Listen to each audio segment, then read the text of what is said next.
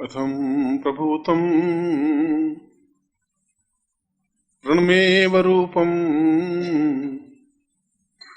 गुरुर्वै सहम्यं सतदेव नित्यम् अचिन्त्यरूपं अपरं मदैव देव्यं परेशां प्रणमं परेशम्। शास्त्रों में सैकड़ों ग्रंथ, हजारों ग्रंथ लिखे गए हैं, कोई एक या दो ग्रंथ नहीं।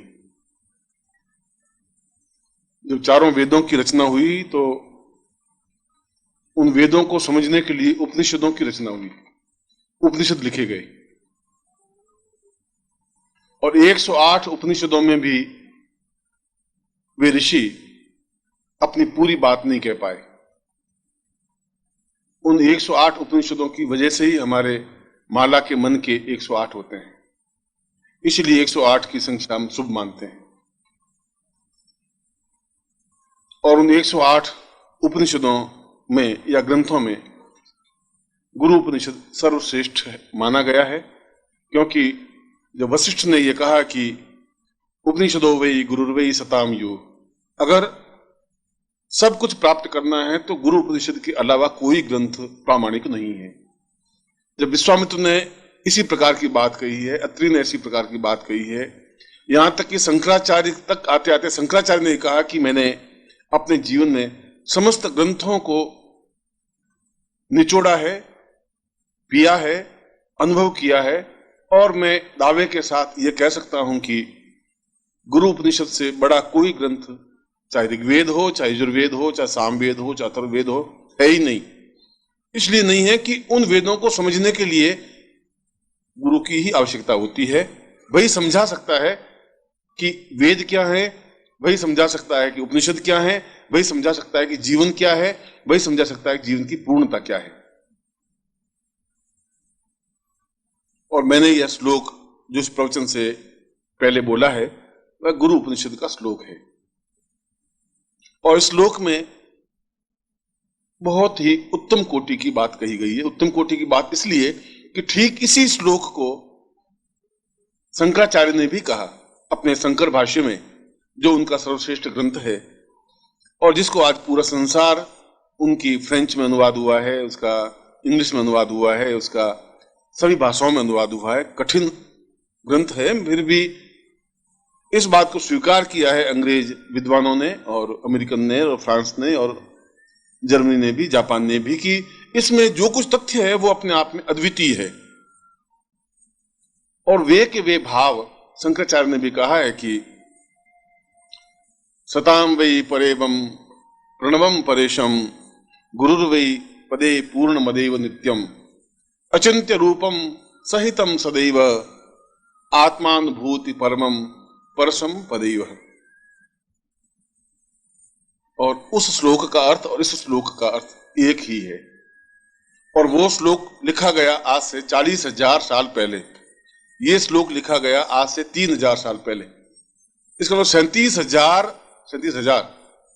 सालों तक ये विचार हमारे शास्त्रों में मंथन करता रहा कि यही जीवन का सार है, यही जीवन का आधार है, यही जीवन की पूर्णता है।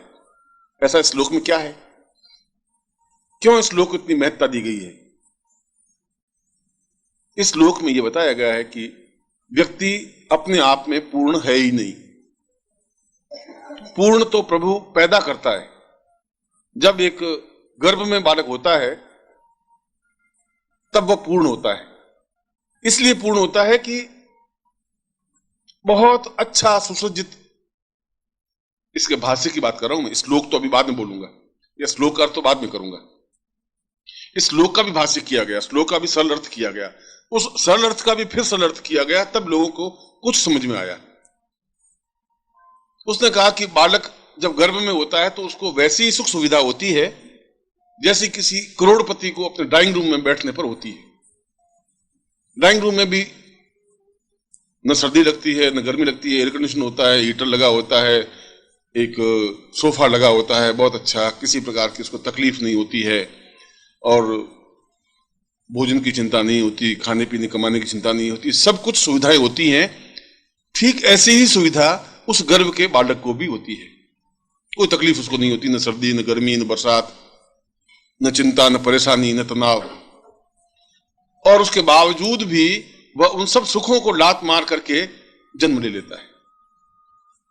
इसलिए उसको पूर्ण माना गया। इतनी सुख सुविधाओं को लात मार करके और उस कोलाहल भरे विश्व में, क्योंकि जन्म होते ही सैकड़ों बंधन उसके गले में पड़ जाते हैं। जो जिस मोमेंट में पैदा हुआ, जिस मिनट में पैदा हुआ, 7:41 में पैदा हुआ, और 41वें मिनट में ही उसके 200 बंधन पड़ गए। एक ने कहा मैं तुम्हारा चाचा हूं, ये बंधन। दूसरे ने कहा मैं तेरा पिता हूं। तीसरे ने कहा तेरे मैं मां हूं। चौथे ने कहा मैं तेरी दादी हूं। पांचवें ने कहा मैं तेरी नानी हूं। छठे ने कहा मैं तेरा मामा हूं। अब बंधन ही बंधन। अभी तो पूरा 1 सेकंड नहीं हुआ है, इतने बंधन तो उसके गले में पड़ गए। और ज्यों ज्यों जन्म लेता रहता है, बड़ा होता जाता है, त्यों त्यों और बंधन उसके शरीर को जकड़ते रहते हैं। वो कहती है मैं तेरी प्रेमिका हूं, वो कहती है मैं तेरी पत्नी हूं, वो कहती है तू मेरा पिता है। अंतिम क्षण तक उस बंधनों में जकड़ा हुआ और चिता पे जाकर सो जाता है। इसलिए जन्म से पहले वो ब्रह्म है, जन्म से पहले वो निर्विकल्प है, जन्म से पहले इसको किसी प्रकार का कोई मोह नहीं है। मोह नहीं है, इसीलिए उस सुख सुविधाओं को, उस आनंद को, इसलिए उस गर्भ के बालक को ब्रह्म कहा गया है। और गर्भ के जन्म लेने के बाद में उसको मनुष्य कहा गया है। इसीलिए उस क्षण जब जन्म लेता है, तो एक क्षण में जब उस वातावरण से इस वातावरण में आता है, उस उन्मुक्त भाव से जब बंधन के भाव में आता है, तो बहुत व्यथित होता है, बहुत दुखी होता है, रोने लग जाता है, चिल्लाने लग जाता है, चीखने लग जाता है। और फिर ठीक वैसी हालत होती है कि फिर वही दास गुलाम सा बन जाता है।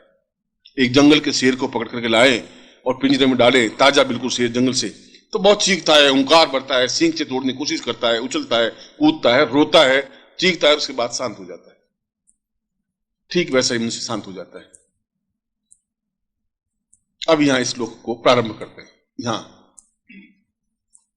कि फिर इस सारे बंधन को वापस उस स्टेज पे कैसे पहुंचेंगे हम बंधन में ही अगर मर जाएंगे, गुलाम की तरह ही मर जाएंगे, कैदी की तरह ही मर जाएंगे, तो मैं आपको ऐसा उपदेश नहीं देता हूं कि आप सब बंधनों को छोड़ दें।